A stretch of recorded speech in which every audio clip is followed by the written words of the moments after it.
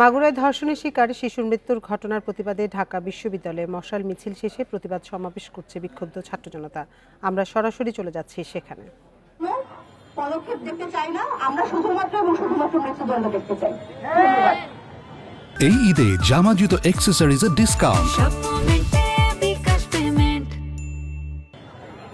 ফাঁসি ফাঁসি ফাঁসি চাই, ধর্ষকের ফাঁসি চাই, ফাঁসি ফাঁসি ফাঁসি চাই, ধর্ষকের ফাঁসি চাই, ফাঁসি ফাঁসি ফাঁসি চাই, ধর্ষকের ফাঁসি চাই। আমি কে তুমি কে? আমার এই সাইড দিয়ে দেন, এটাতে তার লাগানো। এটা করেন। বাংলাদেশের সকল সাধারণ নারী শিক্ষার্থীদের পক্ষে এটাতে তার দাও। আমরা প্রত্যেকবার রাস্তায় দাঁড়িয়ে বিচার চাই, আর কতবার বিচার চাইলে এর বিচার কার্যক্রমটা সমাধানে পৌঁছাবে এবং আমাদের বোনেরা নিরাপদে রাষ্ট্রে বসবাস করতে পারবে। এর জবাব কি স্বরাষ্ট্র মন্ত্রণালয় দিতে পারবে?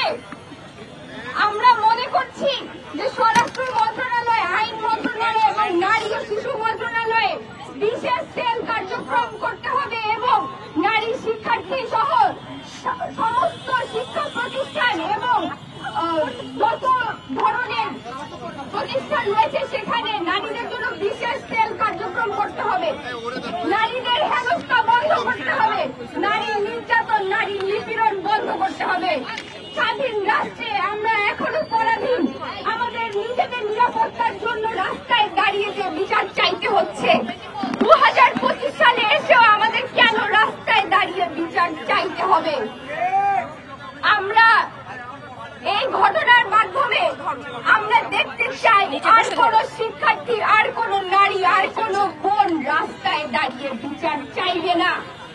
এর সমাপ্তি আমরা এখানেই চাই।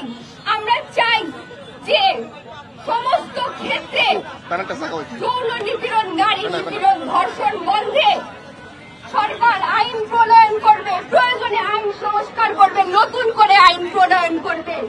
ফ্যাসিবাদী আইন আর কায়েম করা চলবে না। জনগণের জন্য আইন, আইনের জন্য জনগণ নয়।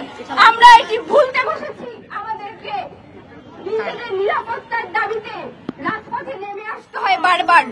আমরা চাই